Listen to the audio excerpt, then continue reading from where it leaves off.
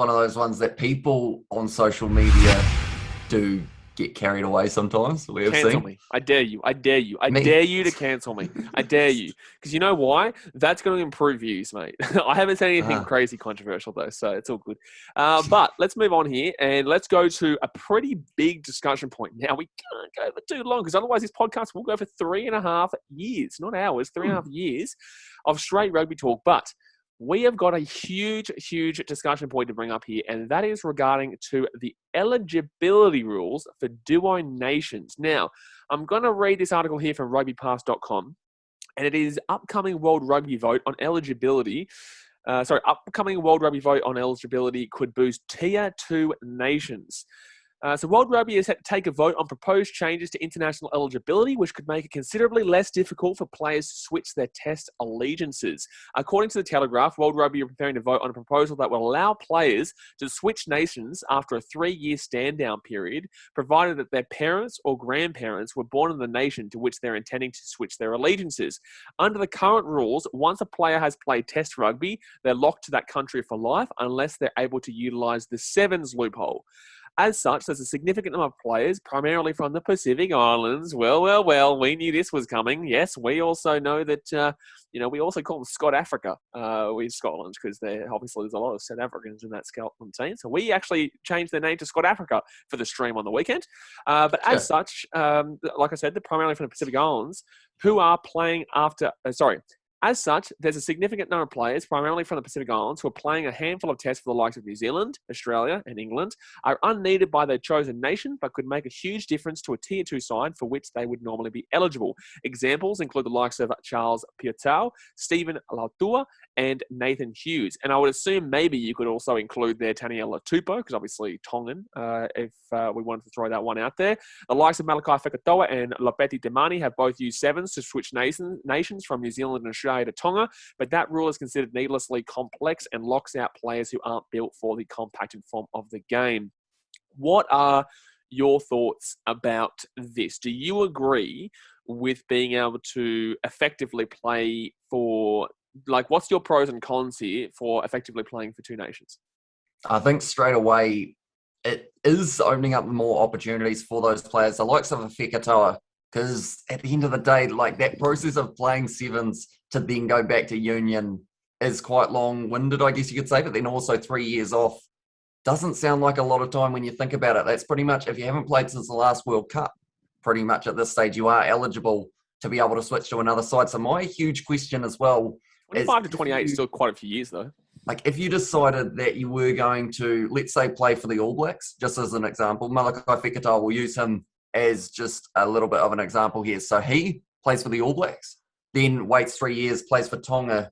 Then if he plays for them for 2 years and then waits another 3 years, can he then transition back to the All Blacks? So I guess it is one of those ones that it will open up the more opportunities for those Pacific Island players to get to play, because the likes of a Charles Piutau will be pretty awesome to see him back in international colours, due to the fact that, there's some very good players that just don't even get a look in at international level, but it is that whole side of it, as how kind of strict is the process going to be for being able to select them as well. What are your thoughts? I feel like you're a little bit more... I'm cheeky, mate. I've got a cheeky smile on my face because I'm going to tell you something that I don't think many people are going to like. I do not like it. I do not like this idea because, one, I'm a loyal guy, right? I'm a very loyal guy with all my teams. Whether my team sucks or my team doesn't suck, I'm always there. This is domestically on all different sports. Chicago Bulls have been terrible. The Titans have been terrible. The Detroit Lions are terrible, will be terrible, and used to be terrible. Same with Chicago Bears. The Cubs have been terrible. Man City were terrible before we got good. Overall, man, I'm very loyal. So...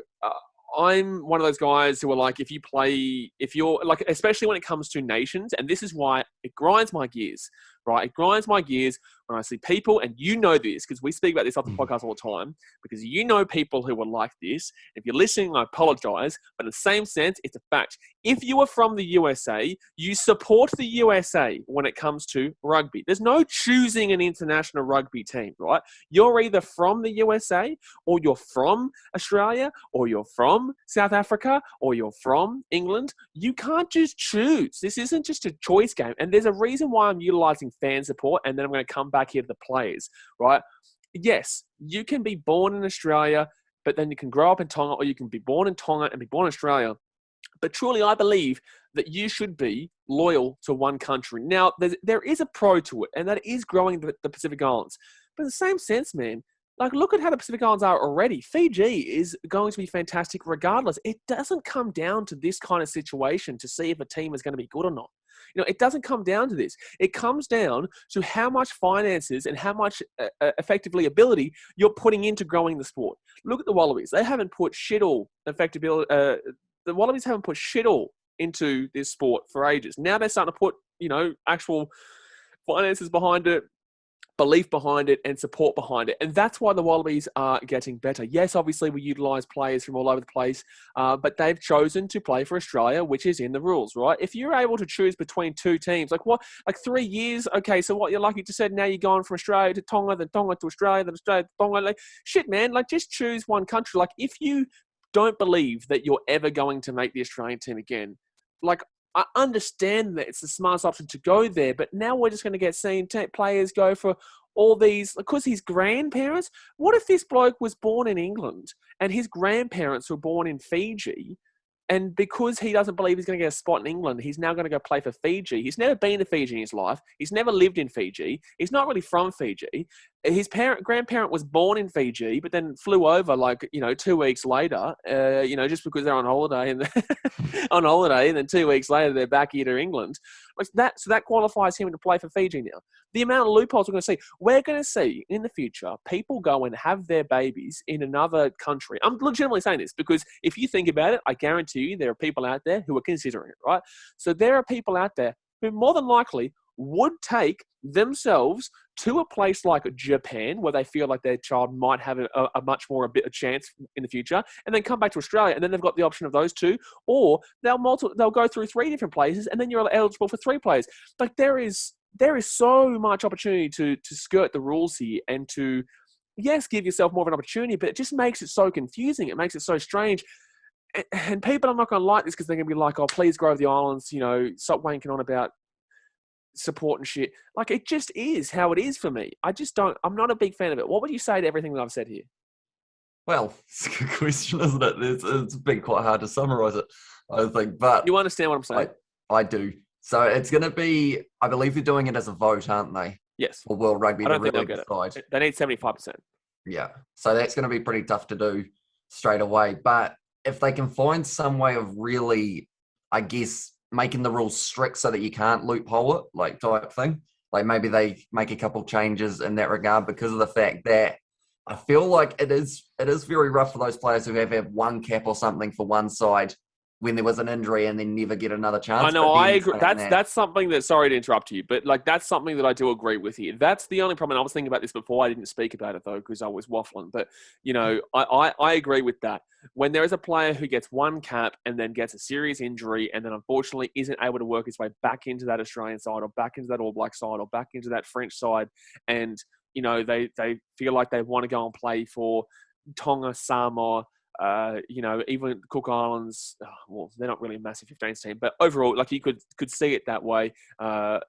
Overall, I understand that factor. So that's why it's so tough, because there is pros and there is massive cons here. The reason why I believe in my beliefs is because I'm very loyal, and I struggle to, I like. It's very tough. I'm always going to select the Wallabies over Fiji, but I always support Fiji as well because I'm from Fiji and my daughter's from Fiji. But I'm always going to support the Wallabies over Fiji when it comes to a World Cup final, no matter what. I don't care what anyone says. I'm in a bit of a win-win, but I'm also not, because I want the Wallabies to win. I'll be upset if the Wallabies win, if the Wallabies lose. So do go on. I'm sorry for interrupting you, but I had to say that.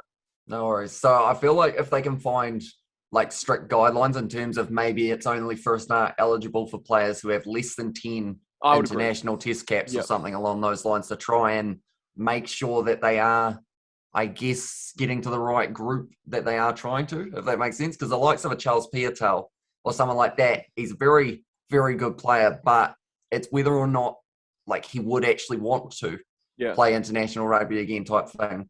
But yeah, we will have to wait and see whether or not they do pass it. If they do, I assume before the World Cup, maybe we will start to see some kind of injections. I know Malakai Fekitoa was going to be, he was on the 7 circuit and he was eligible for Tonga and then for the Wasps in the Gallagher Premiership. Unfortunately, shoulder injury has knocked him out for the whole season now. World Cup's 2 years away, though. This is a stand-down period of 3 years.